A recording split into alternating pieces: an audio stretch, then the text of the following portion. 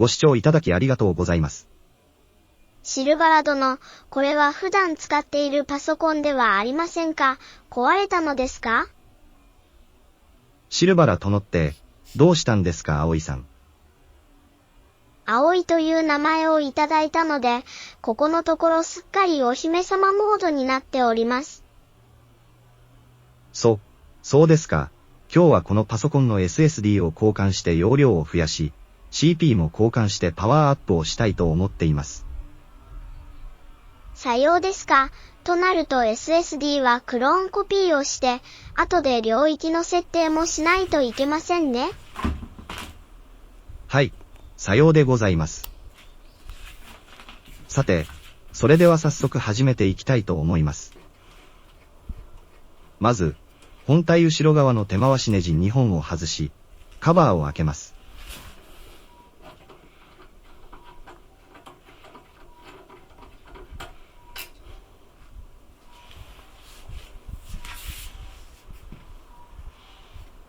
本体のカバーは少しフロント側にずらし、持ち上げると外れます。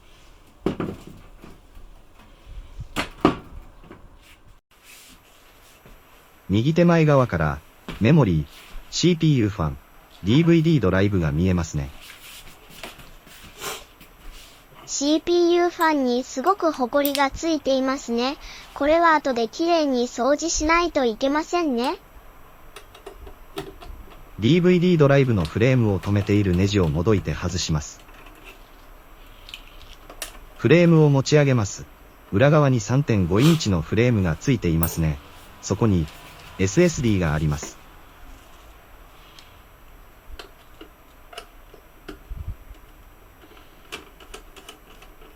3.5 インチのフレームを留めているネジを外し、フロント側にずらしてフレームを外します。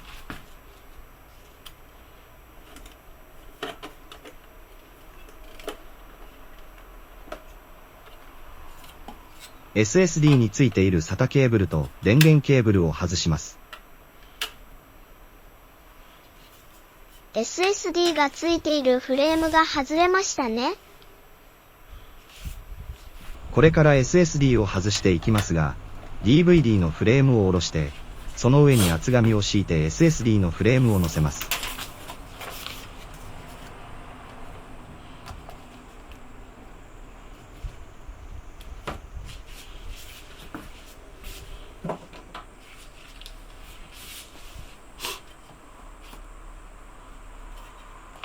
SSD を止めているネジ4本を外します。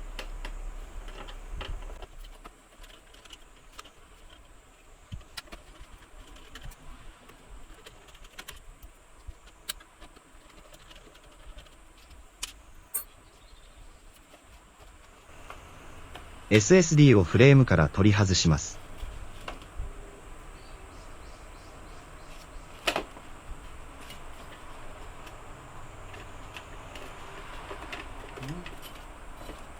片方が板バネ状になったフレームで押さえられているので押さえて外します。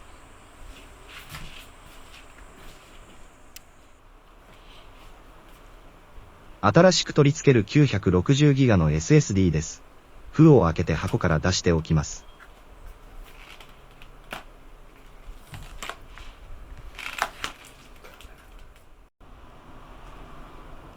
本体から取り外した SSD をドゥプリケーターの電源を切った状態で、スロットへコピー元に挿します。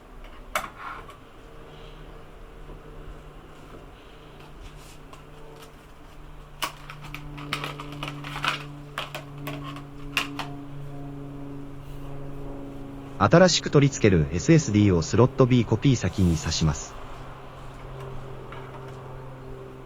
コピー先の SSD は初期化されてしまうので、間違えないように説明書をよく読んで確認しながら行っています。確認が終わったら、ドゥプリケーターの電源を入れて、スタートボタンを長押しします。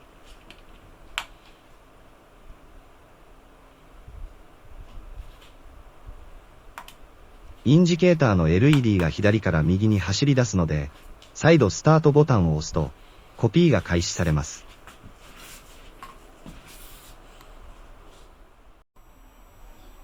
今 25% の LED が点滅していますが、点灯すると 25% 終了です。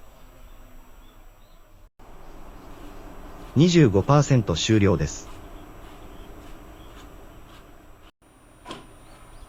50% 終わりましたね。75% 終わりました。あともう少しです。100% 終わりましたね。終了すると、音で知らせてくれるのですが、取り損ねました。時間がかかりましたからね。45分くらいはかかったと思いますよ。そうですね。それでは電源を切って SSD を取り出します。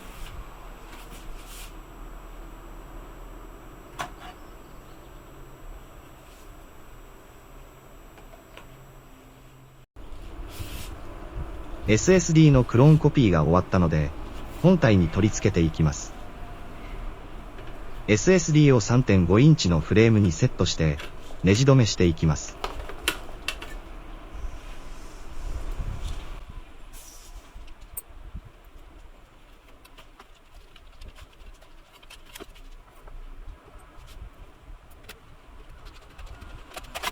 あ、なんだか危なっかしいですね。大丈夫ですか？大丈夫です。ドライバーの先が引っかかっていたようです。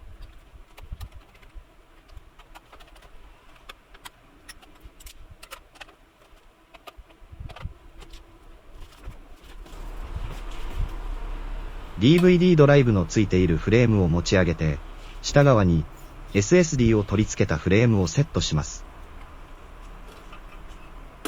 その前に SATA と電源のコネクターを SSD に挿します。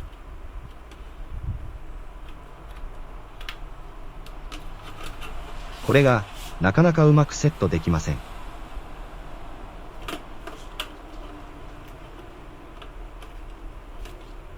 何をやっているんでしょうね。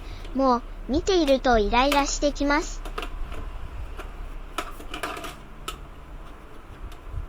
フレームの引っ掛けるところに、3.5 インチのフレームを合わせ、スライドさせてセットします。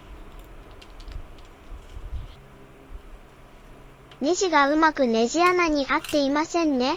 慌てないで、落ち着いてやってくださいね。横のネジを1本止めて、取り付け終了です。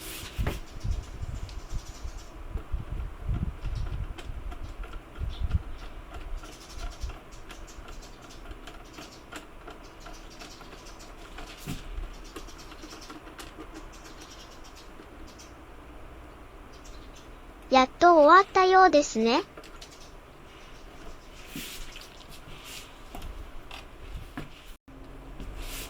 さて、これから CPU の交換を始めていきたいと思います。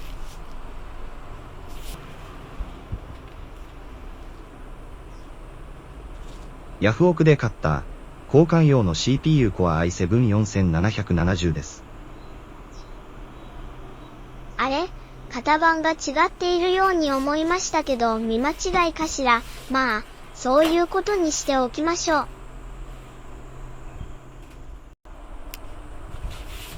まず、CPU ファンを外します。CPU ファンは、横のレバーをつまむと簡単に外れるようになっているようです。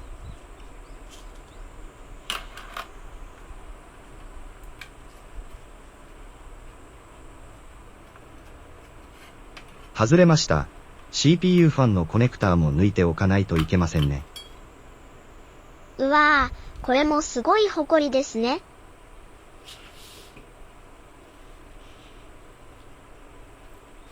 冷却フィンを止めてあるネジ4本を緩めてフィンを外します。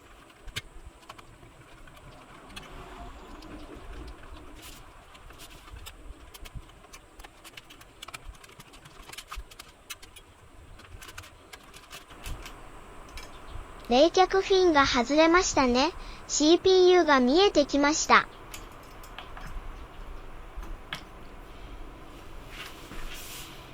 CPU の熱伝導グリスは乾いてしまっています。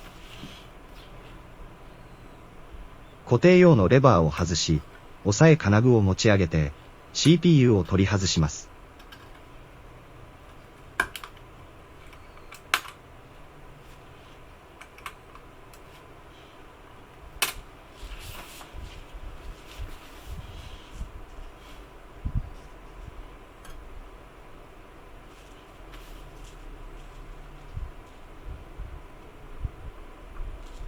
簡単に CPU が取り外せました。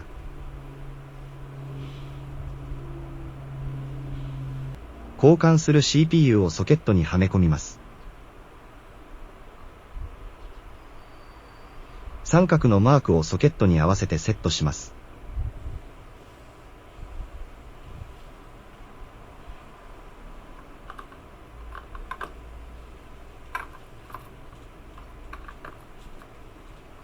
うまくソケットに入りません。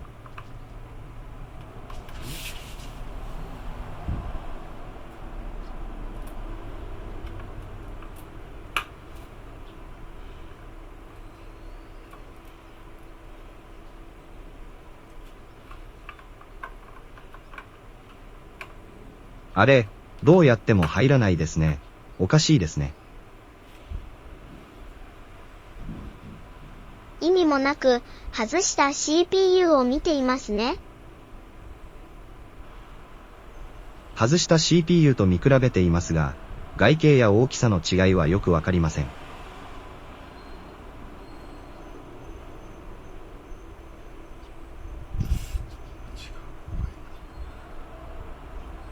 とりあえず、元の CPU を戻して、取り付けることにしました。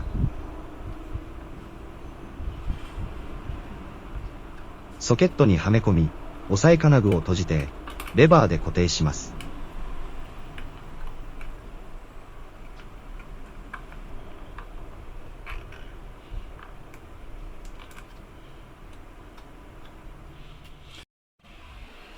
ここで CPU をよく見てみます。あれ、Core i7-3770K になっていますね。Core i7-4770を買ったはずなのにおかしいですね。化けてしまったのかな。どうにも納得がいきませんが、取り付けられないのでは仕方がありません。今日のところは諦めて、動画を進めていきたいと思います。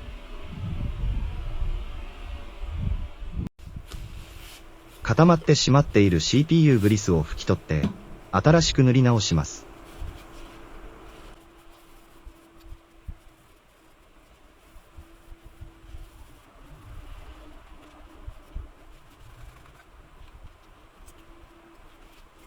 冷却フィンガーも拭き取らないといけませんね。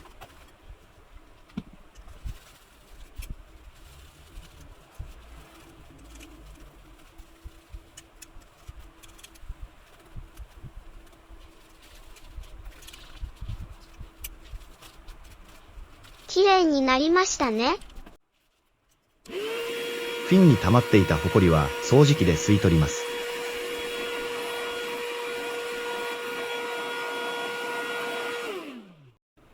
CPU に熱伝導グリスを塗って、冷却フィンを乗せます。冷却ファンのホコリは、外でハケを使ってきれいに取り除いてきます。冷却フィンを4本のネジで留めていきます。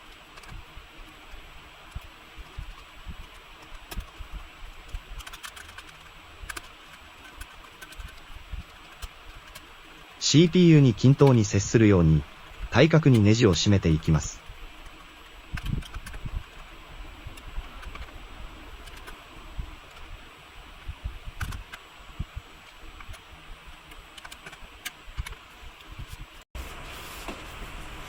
フィンに冷却ファンを取り付けます。これは、カチッと止まるようになっています。ファンのコネクターも忘れずに挿します。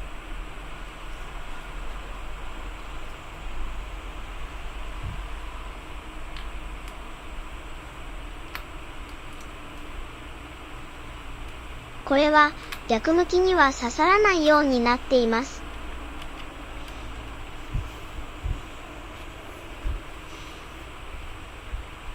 DVD ドライブのフレームを下ろしてネジ止めします。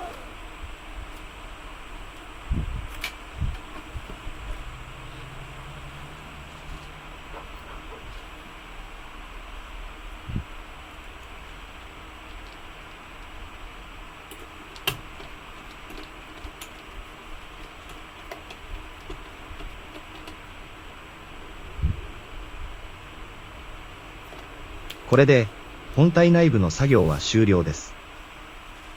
カバーを閉じます。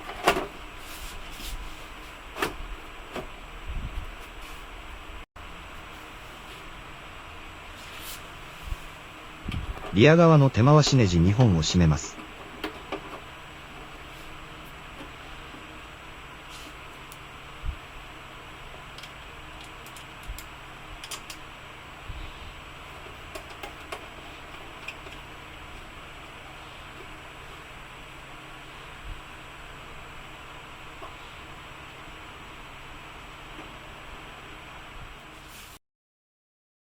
ディスプレイをセットして電源を入れてみました。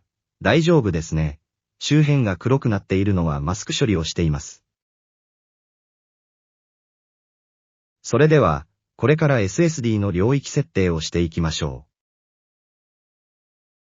う。スタートメニューから設定を開き、ストレージをクリックします。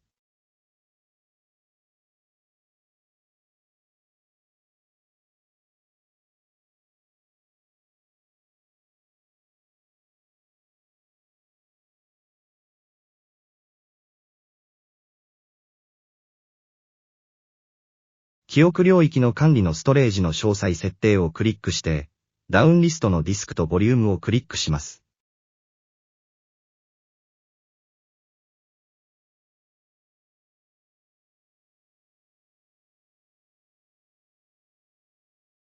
ディスクとボリュームの設定画面になりました。ここの設定を変えるのは、慎重に行わないといけません。最悪、起動できなくなることがあります。